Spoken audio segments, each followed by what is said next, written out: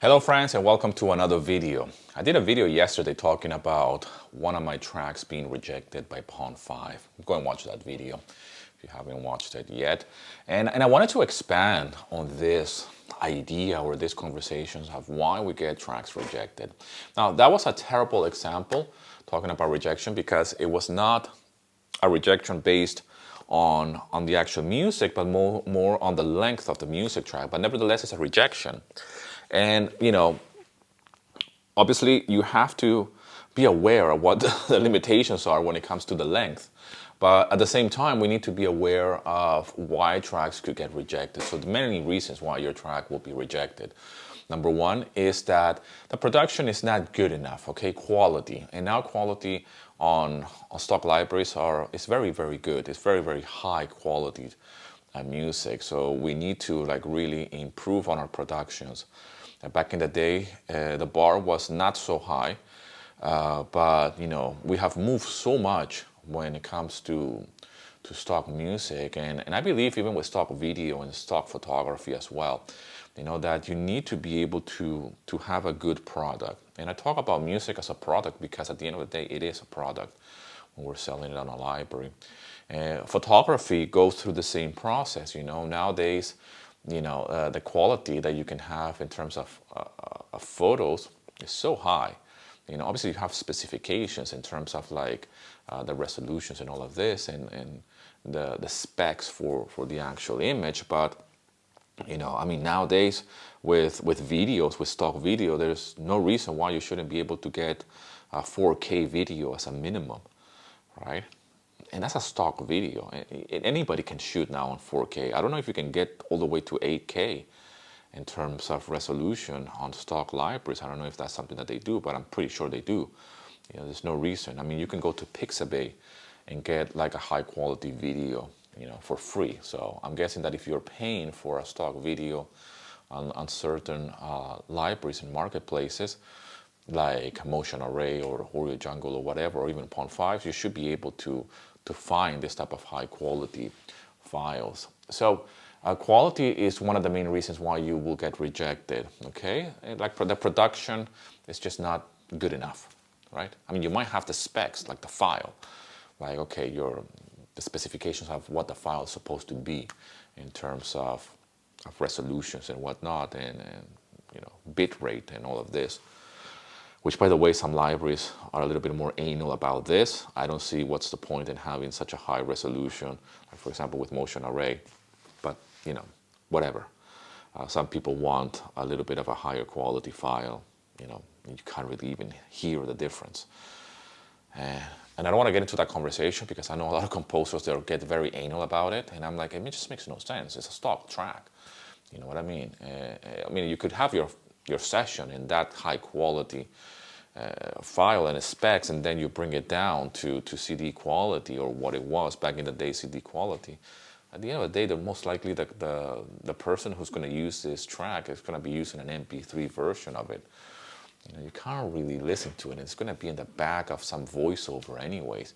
I'm not saying that I'm trying to diminish the quality of the music or anything like that, but you know what I mean? It's just, why make it so hard?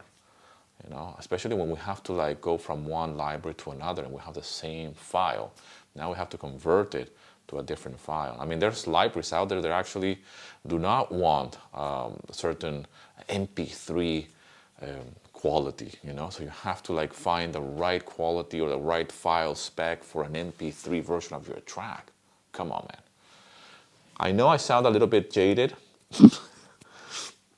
in this video, and yesterday it was the same thing when I did my latest video, but I go through my phases as well of, it's not all the time happy, let's make music and enjoy what we're doing. At times it's a little bit of a tedious thing. And if you're new to this, download my free guide, link in the description, 7 steps to stock music licensing success. I'm not always like this on my videos if this is the first video you see. But talking about rejection at times, especially when you have gone through some type of rejection, it's a little bit of a pain, to be honest. And I want to give as much insight into why you might get rejected. And if you're getting rejected, understand that it's not the end of the world, okay? So quality is one of the reasons, like the production. The next thing will be, it's not commercial enough, okay? Now, obviously, if it's a cinematic dark track, it cannot be commercial, but it's sad and cinematic, or it's a dark tension track. This is supposed to be like that. But if you're trying to do something commercial and it doesn't sound commercial, then obviously you're shooting yourself in the foot, because it better be happy and commercial. I guess the best analogy is like trying to tell a joke and it's not funny, right? But if you're telling a sad story, or you're talking about some kind of tragedy, everybody's going to get sad and hurt.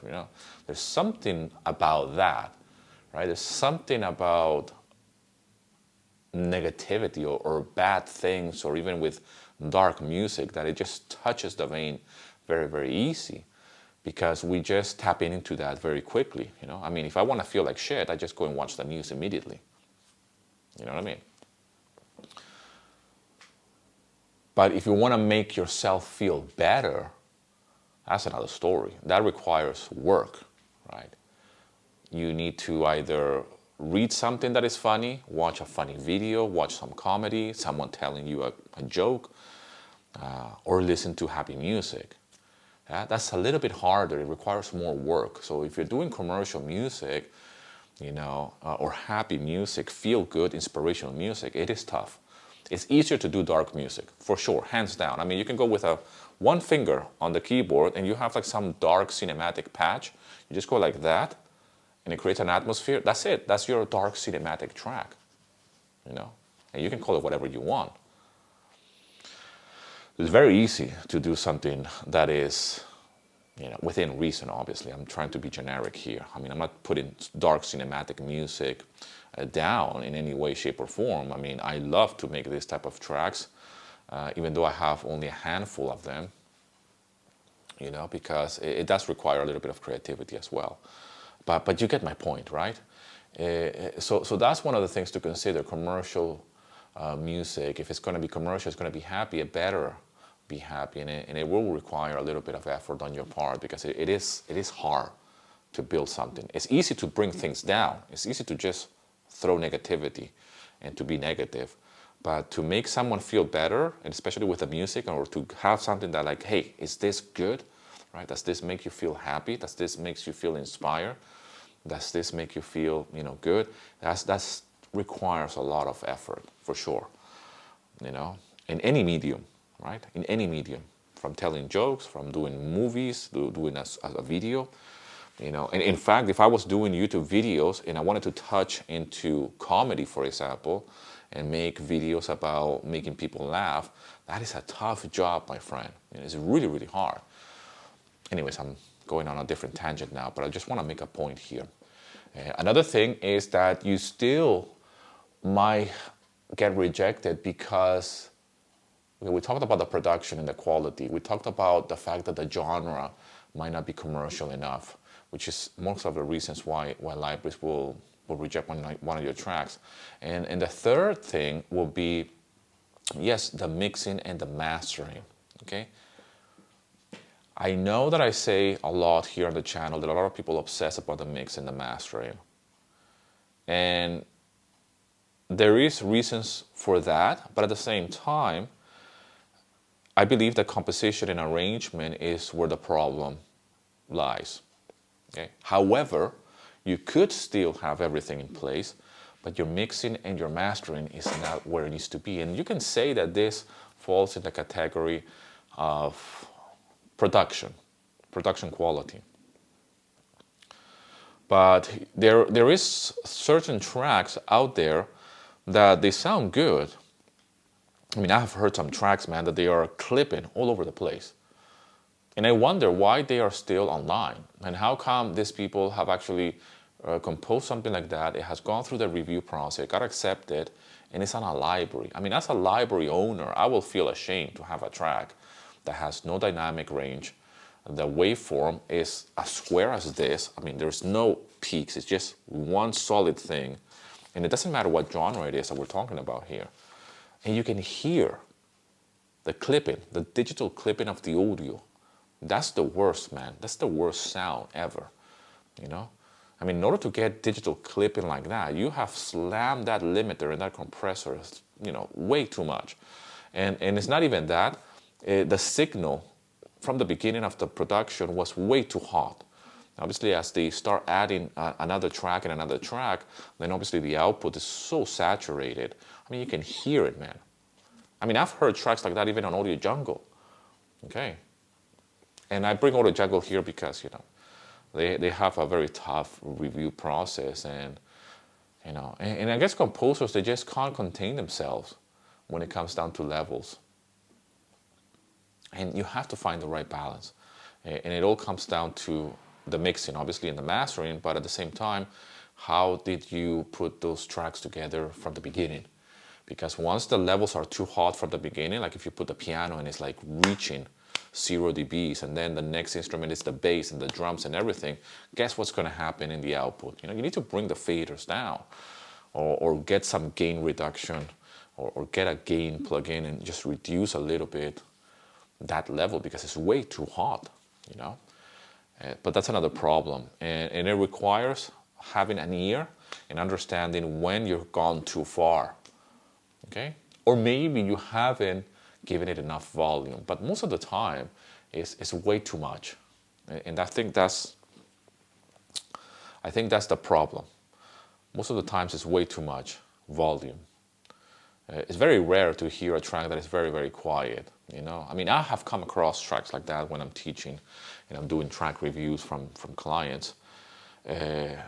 But that's in the very early stages when someone hasn't got their head around a DAW and they don't know exactly how to manipulate it, and you know, they probably don't have a real settings in their speakers. And you know, I mean, for example, for me, I have a setting on my speakers and on my interface, and that's the volume that is always there. It's like kind of like dialed in, and I guess that comes from being a guitar player, right? Like when we have amps, like real amps, and you will go with a little tape and you will be with a marker like, okay, the treble is on number 3 and then the bass will be on number 11 or whatever. So whenever we go from venue to venue to play a gig or just to play something, I have the amp and those are the settings. Obviously the acoustic is going to play a role on this, but at least I have the starting point that I know where the sounds I'm going to dial in the guitar amp. So it's kind of like the same philosophy that I do here when I'm doing my mixes. I know that the interface is going to have a certain volume that I dial in, and the speakers, they're just set up as they are. But the volume is the volume that I hear in the music to mix it, and anything else that comes out of the speaker. So for example, if I'm listening to music for pleasure, it's kind of like the same volume. I don't really like to listen to music that loud anymore. And most of the times I listen to them on my speakers when I'm going for my walks on my headphones. So I don't really hear music for pleasure. But if I'm watching a YouTube video through the system, which is the same system where I mix anyways, it's kind of like the same volume. So I mean, how loud do I need to listen to a YouTube video, right? I can listen to the YouTube video and talk to my wife in the background or something like that. The same is with the mixing. I can listen to my music, mix it, and still have a conversation. But mixing is another conversation for another video, actually. Mixing and mastering is a topic for another video. And we've spoken about this here on the channel. And I have a few videos talking about this topic, which fascinates composers and musicians, right? Because mixing is so subjective. And the same is with mastering. But before we get to the mastering, we need to get to the mixing first. We need to have a good mix. And before we have a good mix, we have to have good instrumentation. And before we have good instrumentation, we need to have the right composition and the right arrangement. Or we need to have the right arrangement and then the right composition, if you will. So it's kind of like a snowball effect that if you took the wrong decision with the instruments and in the genre that you're working with, then the composition is going to suffer, and the arrangement, you might want to do magic with the arrangement, but the instruments are already wrong, whatever they are, right? And you have to work with what you got, but at the same time use your ears, because that's the best plug-in. But anyways, these are just a few of the reasons why you might get rejected.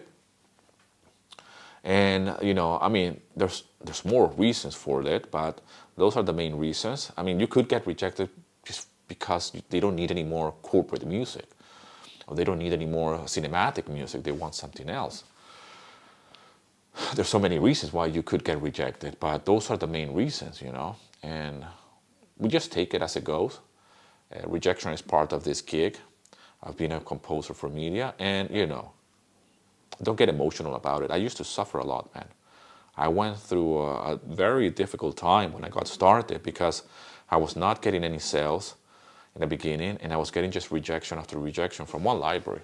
And instead of moving to another library, I was just there, banging my head against the wall with just one library, which just makes no sense, really. I mean, if I get a track rejected on one library, I'll see what's going on, but then I move to another one. And I upload the same track, by the way, okay? Anyways, this is a quick video that I wanted to do here today, my friend. I hope you're doing well. Thank you so much for the love and support, and I'll see you in another video.